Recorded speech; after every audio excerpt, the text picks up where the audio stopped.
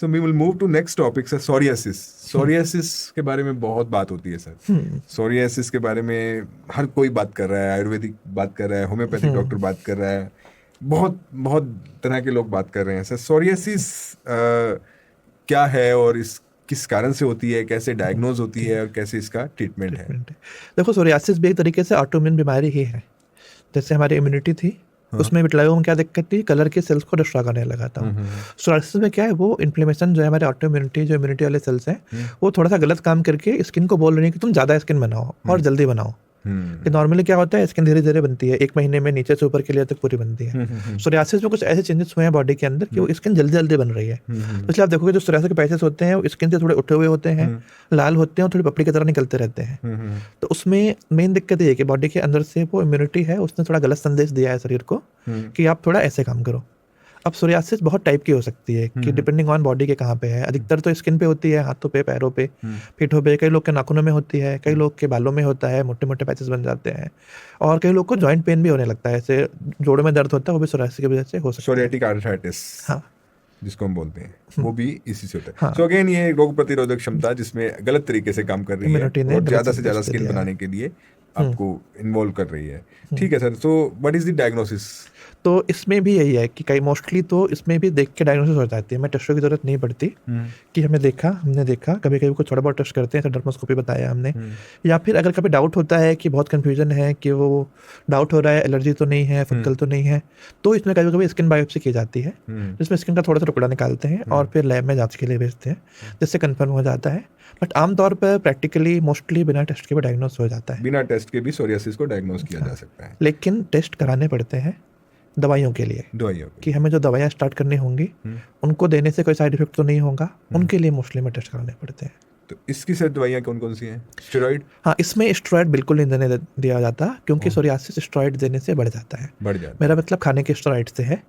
जो खाने के स्टेरॉइड की टैबलेट्स आती है वो सोरियासिस में बिल्कुल नहीं देनी चाहिए। सर ये मैं आपको रोकता हूँ सर, ये बहुत इंपॉर्टेंट पॉइंट आपने बोला। तो जो लोग आयुर्वेदिक, होम्योपैथिक और इस तरह की ट्रीटमेंट लेते हैं, जनरली हमने देखा है कि उसमें स्टेरॉइड होता है। बेसिकली जो लोकल डॉक्टर या जो क्वैक्स हैं या जो नॉन, जो मतलब ट्रेन डॉक्टर्स नहीं है जो सोरियासिस ट्रीटमेंट करते हैं, प्राइमरली उनकी मेडिसिन में स्टेरॉइड कहीं ना कहीं होता है। तो मतलब they are doing good job, मतलब हाँ नहीं, अगर आप देखो बीमारी के हिसाब से इलाज नहीं कर रहे हैं तो आप सही नहीं कर रहे हैं। अगर आप सोचो हर बीमारी में मैं सेम दवा दे दूंगा तो वो गलत है। तो सोरियासिस एग्जैक्टली बीमारी है जिसमें स्टेरॉइड मना करते हैं, क्योंकि स्टेरॉइड का नुकसान अपनी तरफ है, जो साइड इफेक्ट होते हैं वो अपनी तरफ है, बट इसमें बीमारी पे भी नुकसान करता है, बीमारी भी बढ़ जाती है। तो नॉर्मली क्या प्रॉब्लम, अगर आप किसी भी बीमारी के लिए स्टेरॉइड ले रहे हो, जरूरत से ज़्यादा ले रहे हो, बहुत टाइम तक लिए जा रहे हो, तो उसके बहुत सारे साइड इफेक्ट होते हैं कि आपका ओबेसिटी हो जाती है, डायबिटीज़, बीपी बढ़ जाता है, फेस आपकी स्वेलिंग हो जाती है, हड्डियाँ कमजोर हो जाती हैं।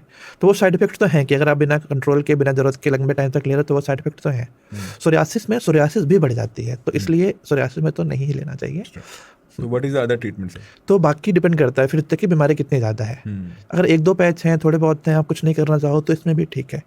बट अगर आपके विजिबल एरियाज में आप इससे परेशान हो, इचिंग हो रही है, जलन हो रही है, पेन है, डैंड्रफ हो रहा है, तो फिर अगर बीमारी थोड़ी बहुत ही है तो फिर लगाने की क्रीम से हो जाता है। बट अगर ज़्यादा है तो फिर खाने की दवाइयाँ देनी पड़ती है।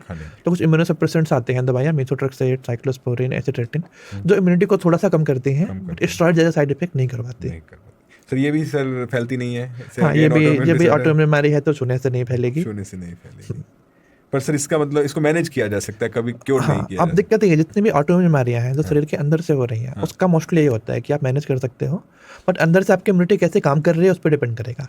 तो कुछ लोगों का जल्दी ठीक हो जाएगा, कुछ लोग का समय लगेगा। सर कुछ ऐसा है कि जैसे कुछ फूड आइटम खाने से या कुछ एक्सरसाइज करने से या लाइफस्टाइल चेंज करने से आपकी ऑटोइम्यून डिसऑर्डर्स हैं वो मॉडिफाई हो सकती हो? हाँ, ये सही सवाल किया है आपने कि अगर आप ओवरऑल हेल्दी रहोगे तो बॉडी हेल्दी रहेगी, तो फिर इन पे भी फर्क पड़ेगा। स्पेशली सोरियासिस पे तो बहुत ही देखा गया, अगर आपका वजन ज़्यादा है और आप वजन कम करते हो तो कई लोगों को सोरियासिस काफ़ी बेहतर हो जाती है, इवन बिना दवाइयों के भी। तो क्योंकि बॉडी तो आपकी सेम है, अगर आप ओवरऑल हेल्दी हो, अच्छा खाना खा रहे हो, हेल्दी खाना खा रहे हो, हेल्दी लाइफ स्टाइल है, स्मोकिंग, अल्कोहल नहीं ले रहे हो, स्ट्रेस कम है, तो ओवरऑल आपकी हेल्थ पे वो दिखेगा, तो आपकी बॉडी बेटर होगी तो बीमारियाँ भी ठीक होंगी।